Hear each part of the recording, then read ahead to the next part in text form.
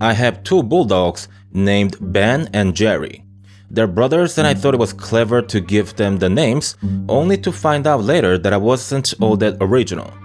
In any case, I was rewatching The Exorcist the other day, and as per usual, Ben and Jerry were enjoying the film as well. I'm not really sure that they actually enjoy watching TV, but it's funny how they can't get their eyes off the screen when I turn it on. So anyway, at some point, we get to the scene of the possessed girl head spinning and the walls cracking and whatnot. Ben freaks out a little, but Jerry seems calm enough. Or at least, that's what I thought initially. Because in reality, Jerry was actually staring at the window behind the TV. Seconds pass by when Ben runs upstairs and I hear my wife going goo goo gaga at him. Then, out of nowhere, Jerry runs toward the window and starts barking like he's ready to kill something. I unknowingly shouted out, "That's enough, Jerry. Bad dog. Go upstairs." I was going to get up and pick him up, but it became unnecessary. Jerry backed away from the window, and I mean he literally backed away, pushing his butt instead of turning his body and walking straight. He kept his sight glued to the window, and that really got my attention. I thought perhaps it could be a person outside, possibly an intruder. I grabbed a baseball bat that I kept right next to the fireplace, then headed outside through the front door. I went around the house twice because I couldn't find anyone. So then I came to a conclusion that Jerry is a cute dog, but he ain't a guard dog. When I went back inside the house, I saw Jerry sitting on his own piss and defecation. I screamed, "Oh, what the hell, Jerry?" And then I got worried. Jerry wasn't reacting at all to what I was saying. He was staring at something with his head looking up at about 45-degree angle. He was frozen in that state. I picked him up, took him to the bathroom, and washed off all the crap on his body. He wasn't reacting at all while I was scrubbing every part of his body.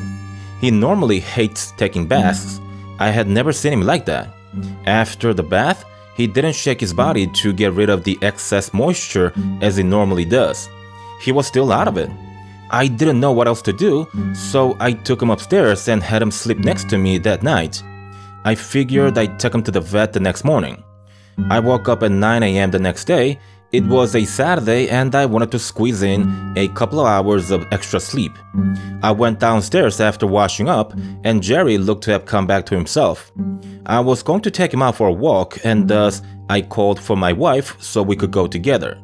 It seemed like she wasn't at home, so I went to the backyard to see if she was tending to the garden. When I opened the back door, right away could hear a commotion outside. I went around the front of the house and saw a bunch of people from the neighborhood gathered in front of my house. My wife was there and I asked her what was happening. She answered, "Jamie hung herself in the basement. She died last night and no one knew until this morning when her husband and children had come back from their short trip. Apparently, she had asked him for some time alone.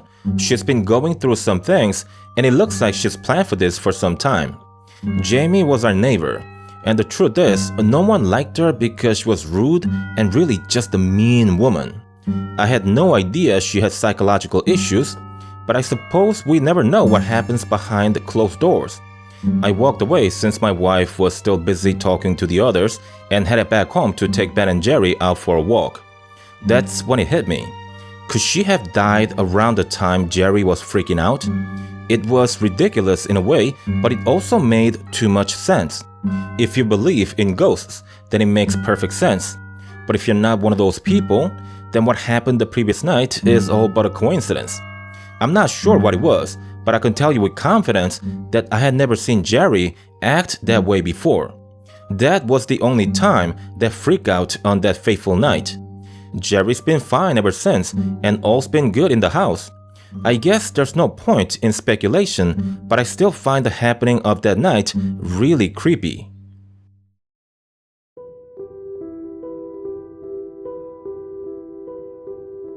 My grandpa passed away last year, and I was sad about the whole deal, but for all the wrong reasons. He and we didn't have much of a relationship. Grandpa was a stoic, reclusive old man who I only saw once when he came to my home to take care of some business he had with Dad. Apparently, my father needed his father to sign over some documents. For the brief moment that it was in my house, Grandpa didn't even acknowledge my existence, let alone say hi to me. And that was the extent of our relationship. So then it puzzles me till this day why he would have named me the sole beneficiary of his will. Because I tell you, he had a lot more money in his savings than one might imagine. Aside from the money, he had also left me the cabin where he had spent his final years, along with his truck and his dog Gilbert. When Grandpa passed away after spending 3 days at the hospital, I didn't shed a single tear. You see, that's what made me so sad. The fact that I didn't have any connection with him to feel some kind of a loss. Perhaps leaving me with everything he owned in his life was his way of making it up to me for all the time lost. I would have preferred a relationship over things. Regardless, I decided to adopt Gilbert, but I was selling the truck and the cabin. The truck was easy enough to get rid of. I got $500 for the junk and used most of the money on Gilbert. I took him to the vet, got him some toys, and bought a bunch of fancy dog food. I was concerned about selling the cabin, but that wasn't much of a problem either, thanks to a guy who wanted the land the structure was sitting on. A week before closing the sale of the property, for whatever reason, I had this urge to go and look at it one last time. I was there once when Grandpa passed away. I was there to empty out the cabin of his belongings. This time, however, I didn't have any reason to be there, but I just wanted to go there. I arrived at the cabin the next day at around 10 in the morning. I took Gilbert with me, and he seemed to be really happy and sad at the same time. It was his home for 5 years, but his owner wasn't there to greet him. Seeing Gilbert like that, it made me realize that the old man did have the capacity to love some things. I entered the empty cabin and looked around, trying to imagine what life might have been like for Grandpa. I was in there for a couple of minutes when Gilbert started scratching at the wall near the kitchen. He was whimpering and looked at me a few times as if he needed my help. I walked toward him and realized there was a tiny gap between the wall panels. I got closer and looked through the narrow space. I had found several notebooks in there. I took them out and began reading. They were diaries Grandpa had written over the years.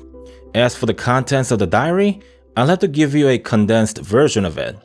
In it, he basically noted that he suffers from terrible nightmares. He dreamt about doing horrible things to the people he loves. He had those dreams ever since he was a child. Once he got married and had children of his own, he began to fear that he might act out his dreams. He had a good reason for that too. He was a sleepwalker. That's the reason why he distanced himself from his wife and children. He divorced Grandma at the age of 40. But in the journal, he mentions how painful it was for him to leave her. He wrote that he loved her too much to risk hurting her in real life. The terrible dreams never stopped, and he couldn't trust himself anymore. Leaving his family was his way of protecting them. I sat on the floor of the cabin and spent the next 5 hours reading all the journals. I had never cried so much in my life. I couldn't imagine how painful it must have been for him to act the way he did toward us when his heart was full of love. In the end, I opted not to sell the cabin. I spoke to the buyer and explained to him why I wanted to keep it. He sympathized with my situation and agreed to write up a new contract to only purchase half the plot of land. I would keep half the property with the cabin, and he would get the other half of land for his needs. It was a fair deal. I later invited all of my family for a backyard barbecue and showed them the journals when the day was coming to an end. Grandma, Dad, and Uncle, they were all in tears. Ever since then, we've been going to the cabin a couple of times a year so we could remember Grandpa and also to spend some family time. Grandpa's sacrifice has brought the family closer together. Gilbert, my grandpa's only family in the latter years of his life, made that happen.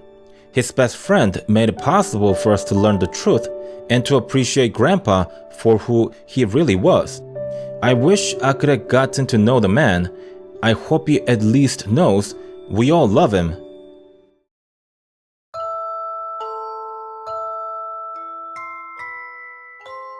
So there's this house in our neighborhood that's supposedly haunted. Some people swear they've seen a ghost on that property, and some say the haunting is all a nonsense. The funny thing is, the house isn't your typical haunted mansion. It's a normal-looking, clean two-story house, and on top of that, a nice family lives there. I know the family because I tutor math to the younger kid 3 times a week. I sometimes babysit for the parents when they go out for dinner and stuff. Anyway, the family tells me they've never seen a ghost in the house, and I believe them too because I've never seen one either whenever I was in their home. Then one night, Mr. and Mrs. Hammond had asked me to look after their kids from the hours of 7 p.m. through 10 p.m. I gladly said yes, since it meant more money for the weekend for a date with my new girlfriend. However, on that day, I had to bring my dog Sasha to their home. She's an old gal and doesn't have much time left in this world. I had to take her to the vet in the morning and she was still really sluggish at night. My parents were also out and I didn't want to leave Sasha alone in the house. Mr. Hammond was okay with me bringing her over, and so I did. Sasha looked anxious even before she entered the house. I figured she was acting that way since she hasn't been to other people's home in a long while. You see, we barely took her out after she began to show her age. I took her to the backyard to do the doo-doo, and that's the extent of her daily outings. Anyway, I put the kids to bed at 8:30 at night, then came downstairs to burn the time until Mr. and Mrs. Hammond would come back. I sat on the couch and began playing games on my phone. Sasha sat right next to me, but I noticed she wouldn't stop looking at the front door. She had that frightened look on her face, and I knew something was bothering her. I put the phone down and walked to the front door. While looking at Sasha, I said, "This is a door, and there's nothing here. I know your friends might have told you that this house is haunted, but I promise you, you've got nothing to be scared of." Then suddenly, Sasha growled at me for the first time in her life.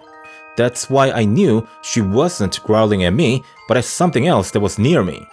For some reason, she was able to see or sense something, but my eyes could see nothing. Seconds later, Sasha was barking so loudly that I had to take her out of the house. Outside, she was still looking at the door and continued to growl at something. I took her further away from the front door, and it was only then that she began to calm down. I had to wait outside until Mr. and Mrs. Hammond came back home. I told them that Sasha wasn't comfortable in a new surrounding, but that I checked on the kids every half hour, which I did. They were okay with that, and that was the end of it. I can't be sure, but I think there's something about that house that affects certain people and likely all animals. One thing that I noticed is the lack of pets in the Hammond household. They've got no dogs, cats, birds, or any other animal in the house. I think there's something about that house they're not telling us. Maybe they want to sell it, but they first have to convince the neighborhood that it isn't haunted. I can't say for sure, and that's why I quit babysitting for them. I still tutor the younger kid, but I no longer do it in their house. It happens in my house now. I've had Sasha since she was just a puppy, and I've never seen her that agitated. Ghost or no ghost, I just don't want to go back to a house where Sasha feels so unsafe.